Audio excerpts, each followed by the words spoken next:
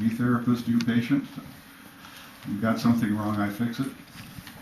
No, I don't believe that. Okay. I believe I have to fix it. All right. But So you're guiding me. You're guiding me. I'm asking you questions to find out what's happening, but you're in there and I'm out here. Okay? Right. So Okay. you've got to tell me what's happening. I did. I told you. Yeah, okay. Okay. And you're waiting for me to do something with the answer. You're going to guide me, right? Yeah. Okay. Well, what if I didn't guide you? I guess the therapy would be over. No? Oh, so that you can't do anything yourself? Oh, sure. But I'm not sure what I'm trying to guide. No. Then you're looking to me to tell you? No, my basic, I think the way this started, if I came in here and had a problem, it would be, how do I help a person reorganize in a better way so that they don't go out and hurt people? Right. Mm. That would be my problem. That's your, well, that would not be asking me to be a guide in MOL therapy. That would be asking me for my opinion about what's the best way to do it. Right? Okay. But the MOL part is what's leading you to do this, to worry about this. Because I feel Oh, I know what I'm leaving out, Okay. John. I'm sorry. What is your problem with this? This is the thing. I'm assuming I know what your problem is, but I don't. See, and what is the problem you want to solve here for yourself? For myself? Yeah, for yourself. See, I don't think it's a problem for myself as much as, unless I'm looking at it erroneously. The problem for myself is I want to be able to help a person reorganize. I think I know what you're getting at, though. Okay. I want to help a person reorganize in such a way that he doesn't reorganize erroneously and go out and hurt other people, Okay. which would make me feel like a better therapist, I think. But that's not really true either, because I know it's ultimately their responsibility. I want to be able to give the proper guidance to a client who is reorganizing to the point that they don't go out and hurt people. Okay. I don't know how else to say And that. are you saying that you are succeeding at that, or not succeeding? Oh, I think, yeah, statistically I am. So that's not a problem for you, is it? No, I was just asking about the reorganization. Right. So, but what I'm trying to understand is what you're trying to satisfy in yourself by asking these questions about reorganization. Oh, knowledge. I want to be better. I want to have a better tool. You're almost said to be a better therapist. I think a better therapist is a person who who understands as much of what he or she can do as possible. Okay. And I think everyone can be a better therapist. Yes. Okay. Fine. Yeah. Could I ask a question, Bill? Yeah. John, do you think it's possible for you to control how the person's going to reorganize, whether they're going to reorganize in a good way or a bad way? Oh, no, I don't control that. Oh, that's interesting, because you were saying you wanted to help the person reorganize in a good way instead of a bad way. Helping is not controlling, in my opinion. I think he asked if you could help a person reorganize. No, Oh, he said asked if I control. had control. Oh, Yeah. you can't control it, I don't think I can control it. but you want to be able to help him reorganize in the right way. Yes. And I don't think you control another person's reorganization. But you can help them through this material says guiding. And if he doesn't reorganize in a good way, is it your fault or your responsibility? Oh, no. Uh-uh. Uh, Not ultimately. So why do you want him to reorganize in a good way? So he doesn't hurt other people. So that But would you be, can't- if you didn't do that, then it would be your fault if you went out and hit them. Oh, no, it's And not hurt black other and people. white. No, it's But why are you invested in it then? because I want to help people not hurt other people. Well, can you do that? Yes, I think I But a can. person who maybe doesn't want to. Oh, if he doesn't want to? Probably not. Not if he doesn't want to. I can't help the pedophile reorganize in such a, if he doesn't want to stop molesting little children. My original question was what happens when, and there are several cases of this, in which a person goes to therapy, and I don't know that the therapist didn't call it reorganization, of course, but they decided after therapy that they can't molest children anymore because that is so heinous. So they rape adults. And my question originally was what happens when you have a person who reorganizes, but the reorganization, their perception, their reference point is still going to hurt society, even though they're trying to reorganize. Well, when you say what happens if this occurs, I don't understand what you mean by what happens.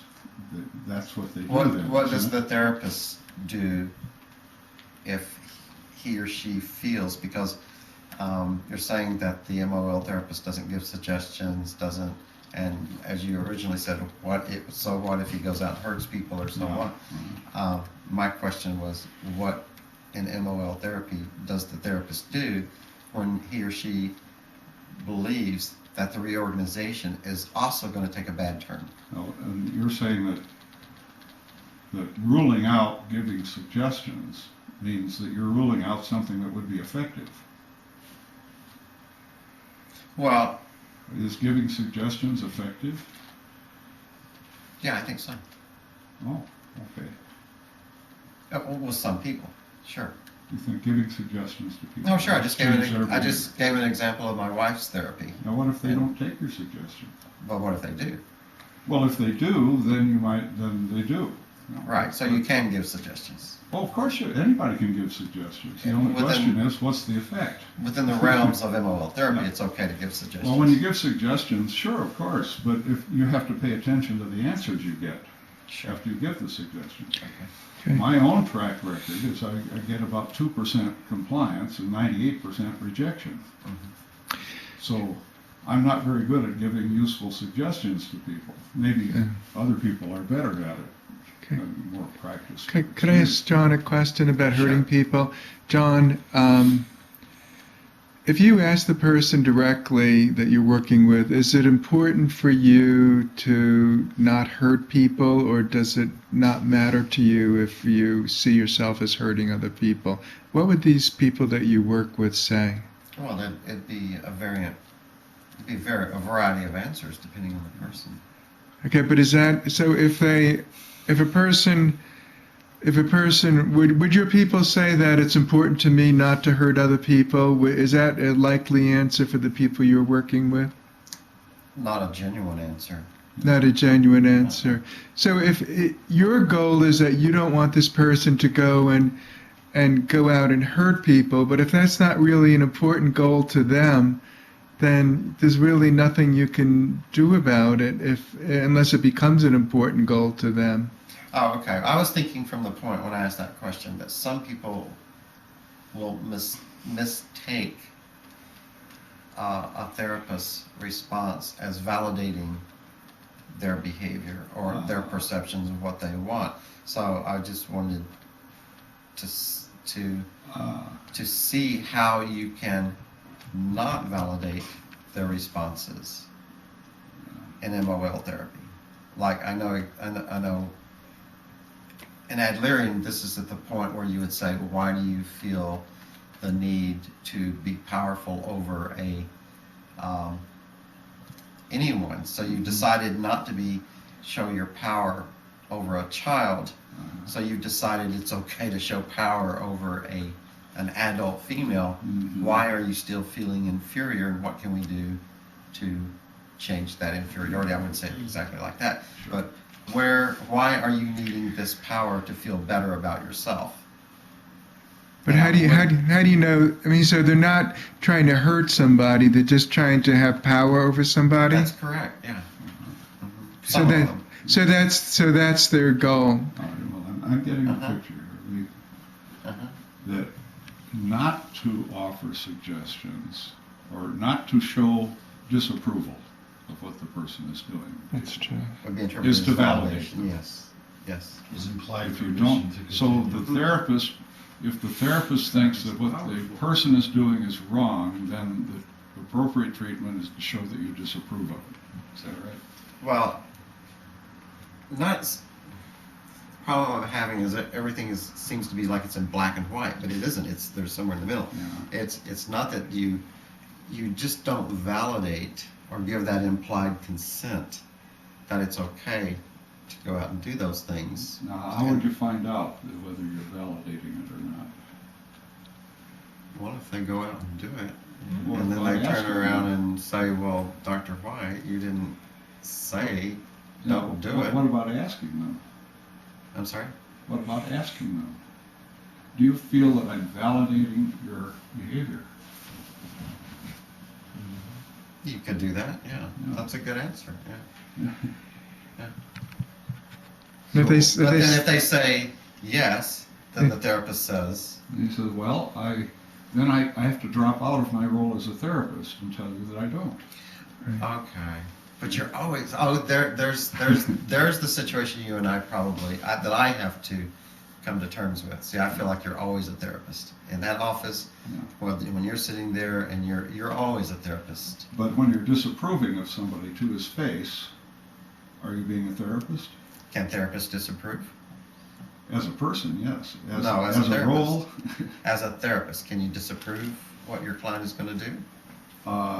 Can you? you can if you. All right, let's look at it this way.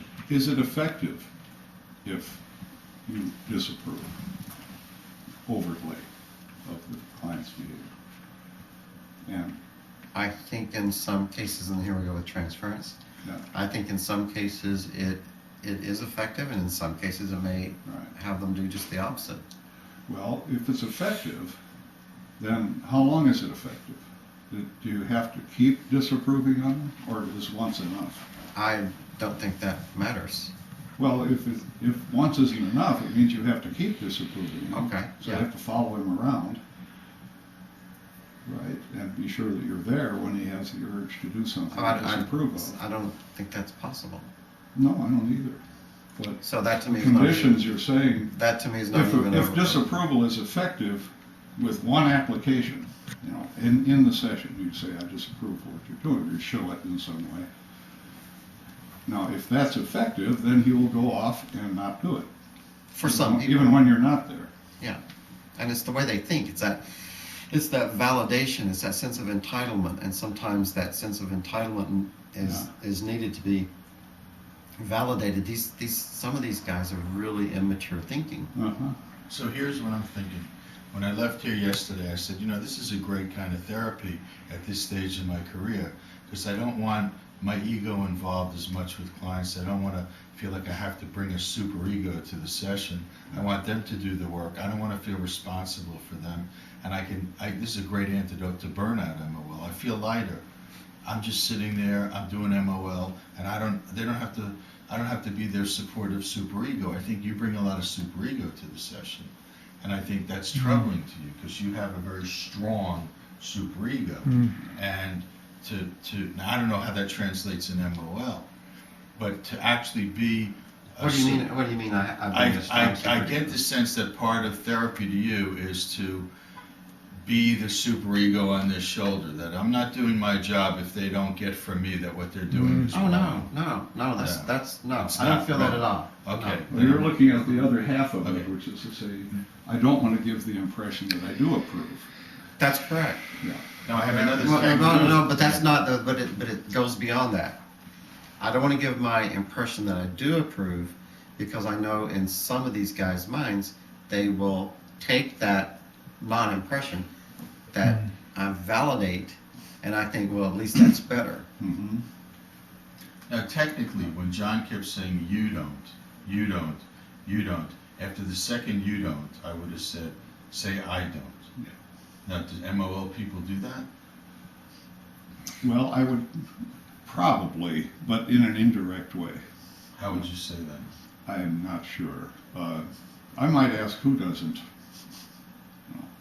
When I said you don't, what was I referring to? Because I wasn't even aware. The entire interview, when you were describing your conflict, you were saying you don't feel, and you were saying, like, ask me a question as a therapist. Say, do you like being a therapist? Ask me that. Do you like being a therapist? Well, you don't have time for yourself. You constantly have to listen to people. You know, you constantly get frustrated. That's the you he's saying. Okay. Instead of saying I feel Instead of saying frustrated. I. Okay. Right. Okay. Right. Yeah. Is that called resistance? Well, you know, it's a judgment call, really. If I get off onto that subject of who he's talking about, is that going to distract from what he really wants to talk about? So it's not that important. It's a minor issue compared to. I don't know. It might be. It might be important, but how do you find out? I don't know. Ask. If you think it's important, ask. But what he's saying is he didn't want to Well, distract you you ask. from- Yeah, ask. Just, See, I think John doesn't like talking about himself. I think he's not self-centered. Yeah. So This that's is what he talked about in the third person. well, that's okay. We were doing it. Yeah. Right. We were doing it, and while you're doing that, you're reorganizing, and I'm satisfied with that. Well, I think you means all therapists. When I say you, I'm thinking of He's from Texas. Out there. You all. There you y'all. go. Okay. Y'all. See, I left off the Okay. y'all. I'm fixing to get some coffee. Anybody want? Yeah, good. Let's take a break. Yeah. Good.